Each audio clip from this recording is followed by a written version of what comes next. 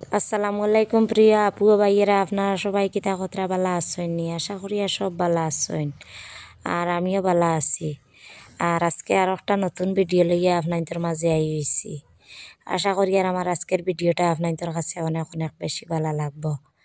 দয়া করিয়া ফুল ভিডিওটা দেখবা, ভিডিওর মধ্যে কানে স্কিপ করবা না। আমার কয়লার মুরগগুলা আনার প্রায় 2 মাসের কাছাকাছি গেছেন গিয়া, আর 1 মাস আগে ওজন করলাম 1 কেজি তাকিয়া 200 ফাজিল আসলা। আর এখন আবার দুইটা ওজন করি আর 2.5 কেজি হয়েছেন না, 100-200 কম আর এইরকম ভাবে। আর দুইটা ওজন করছি, আর বেশি আর করা যান না। আনার সময় 11টা কয়লার মুরগির বাচ্চা আনলাম, আর আনার 2 দিন পরে আমরা ঘরের বিড়ালে 2টা বাচ্চা মারি লাইছে।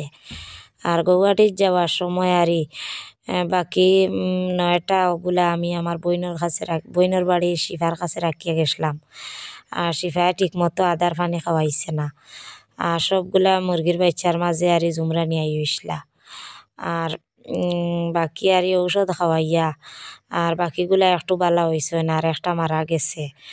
আর আরো 2টার মাঝে আর জুমরা নিয়ে আসলো, একটা আমার বইনের কাছে বিক্রি করি লাইছি। আর বাড়িতে আনার পরে আরই বাকি 6টা বালা হয়ে গেছে না, আর একটা বালা হয় না, আদার পানি খায় না। আর একটা 6-7 দিন থাকি আর দানা পানি মুখেও লয় না। আর আজকে সকালে একটা জব করি লাইছি। এই মুরগগুলারে প্রায় 35 কেজির মতন দানা খাওয়াইয়া আসছি।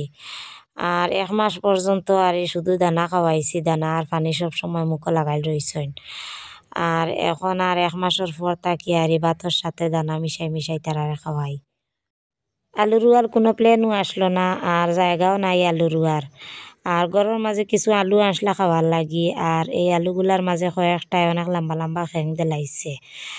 আর আমি খাটিয়া 4 টুকরা করিয়া ওখানে আনিয়া 4-5টা আলু লাগাই দিছিলাম, আর অনেক সুন্দর হইয়া গাছগুলা হইছে।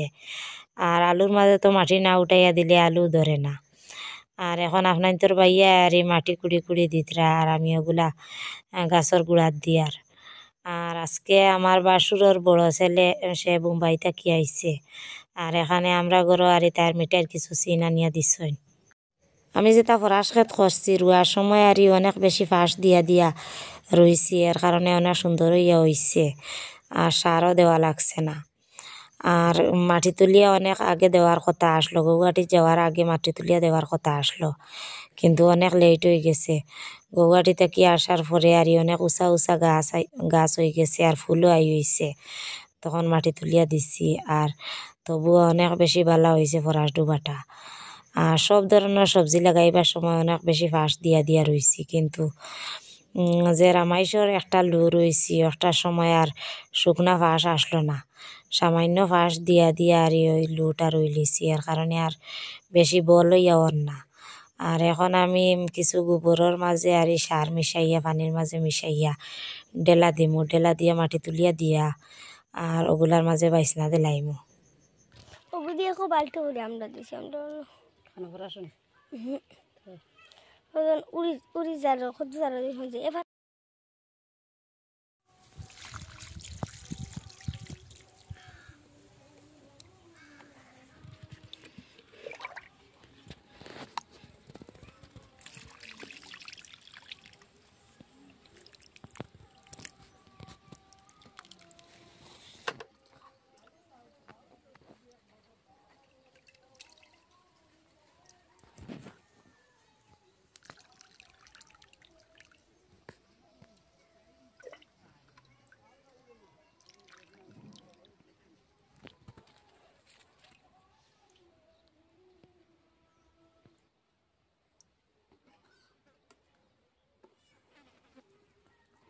সারা রামাইশ খাইলা আর নাই, অত রামাইশ হইল না।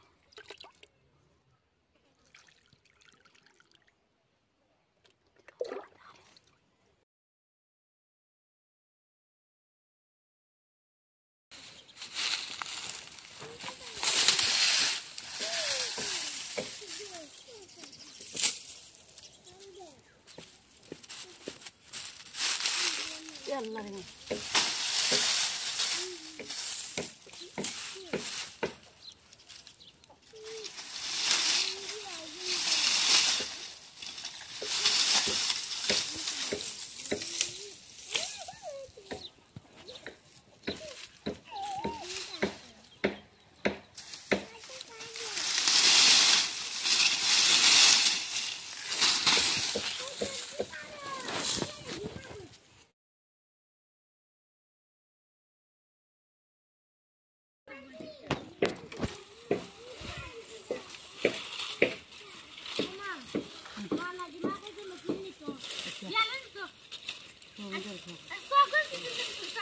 যাবা যাবা করে যাও করে যাও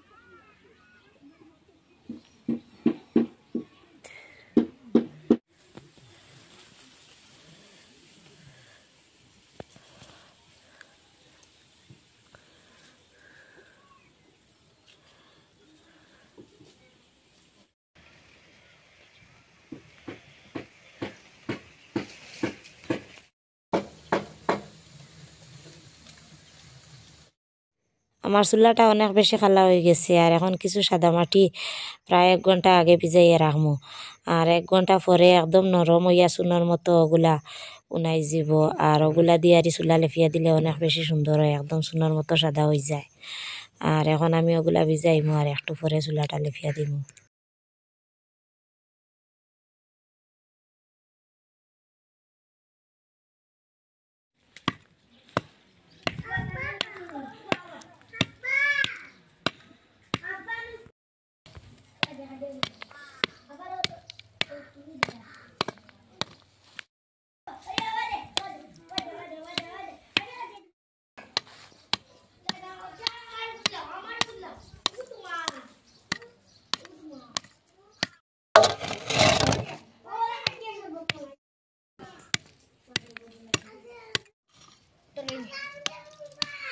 তাই দিব আমি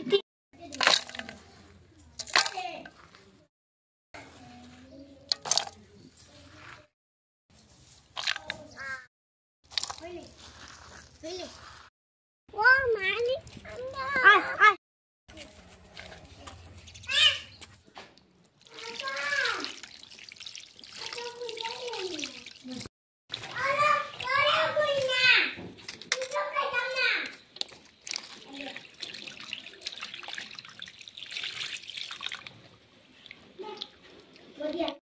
আমার যে কয়লার মুরগটা কয়েকদিন থাকি দানা পানি খান না ওটা আজকে সকালে জব করি লাইছি আর ঘরের মাঝে সামান্য বিরিয়ানির চাউল আসলো আর আপনার বাইয়া কইলা বিরিয়ানি খাইতা আর এই কয়লার মুরগির আর এই বালা মাংসগুলা দিয়া এখন আমি কিছু বিরিয়ানি বানাইলিমু।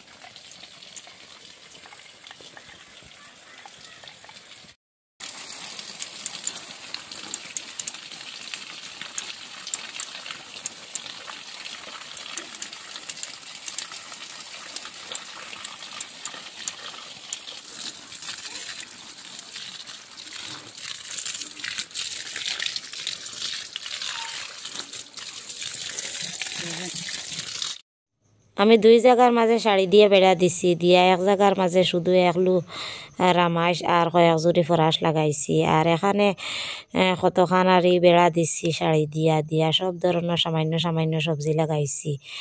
এখানে টমেটো আছে, মূলাও আছে, ডুলাও আছে, এক জুড়ি ফরাসও আছে। আর ফরাস দরিয়া আসছে, এখনো মাটি তুলিয়া দেওয়া হয়েছে না, অনেক উঁচা উঁচা গাছাইনগুলা হয়ে গেছে।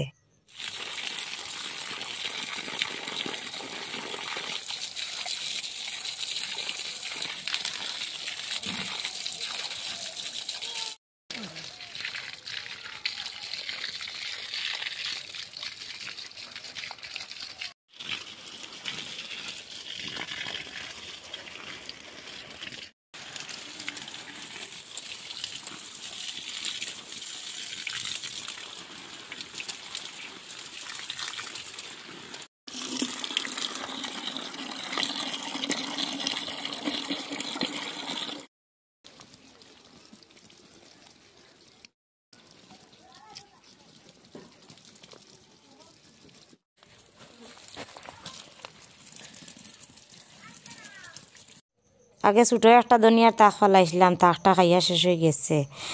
আর এখানে আরও 20 টাকার বিচি আনিয়া ফেলাইছি, আর বিচিগুলা বেশি ঘন হইয়া হয়ে গেছে। আর মাশাল্লাহ অনেক বেশি সুন্দর হইয়াও গাছগুলা হয়েছে, কিন্তু আরও সামান্য পাতলা হইলে আরও বেশি বড় বড় হইয়া গাছগুলা হইতো। শীতকালের সব সবজির সাথে আর এই ধনিয়া পাতাও লাগে, আর ধনিয়া পাতা ছাড়া এখনকার সবজি আর খাওয়াও যায় না। আর এখন একদম সকাল সকাল আইসলাম আমার কয়লার মুরগির ঘরও।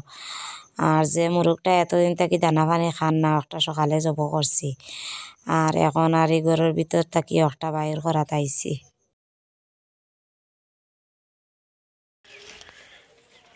ও বুয়াত নানি ওগুনি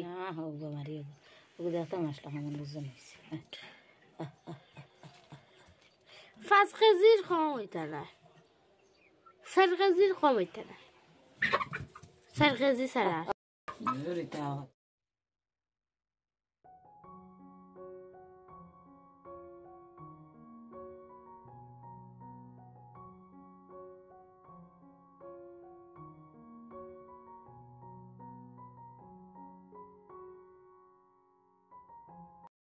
সাত আট দিন থাকি দানা পানি না খাওয়ার কারণে মুরগটার অবস্থা কিতা হয়েছে। প্রায় 2 কেজি থাকি এখন 1 কেজি হইতো না, 1 কেজি থাকি কম হইব মুরগটা।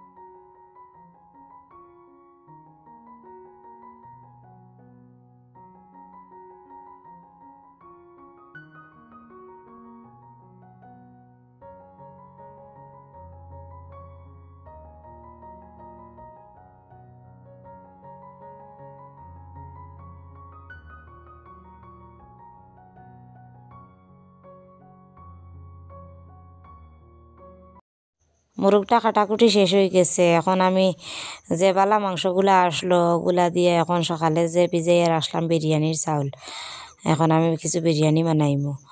আর দোকানের মতন তো আর পারতাম না, আমরা ঘরের মতন আরই বিরিয়ানি বানাইমু। আর এখন আর এই মাংসগুলা এই কড়াইয়ের মাঝে বসাইয়া দেখি একদম ছোটো হয়ে গেছে। আর আগে খেয়াল করছি না যে চাউল দেওয়ার পরে আরও একটা বেশি বড় পাত্র লাগবো। আর এখন আমি একটা তাকি আর একটা ডেকচির মাঝে মাংসগুলা ডালিয়া এই ডেকচির মাঝে বিরিয়ানি বানাইমু। এখন আমি বিরিয়ানি রান্না করবো, আর আপনার লগে তাকিয়া পুরা রান্নাটা দেখবা।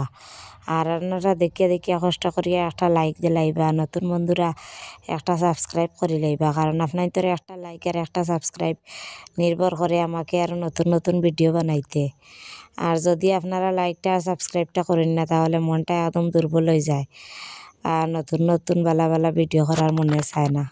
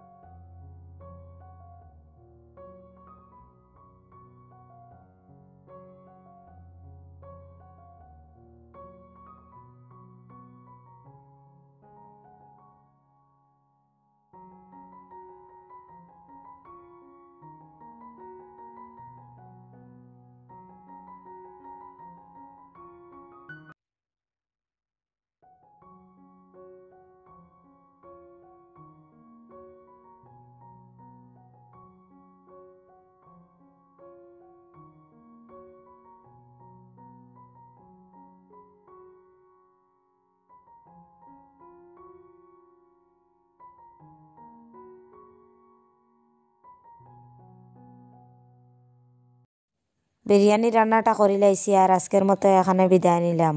এখন পর্যন্ত যারা আমার চ্যানেলটিকে লাইক করছেন না আর সাবস্ক্রাইব করছেন না, দয়া করিয়া করে লাইবা, কারণ আপনাদের একটা লাইক আর একটা সাবস্ক্রাইব নির্ভর করে আমাকে আরও নতুন নতুন ভিডিও বানাইতে।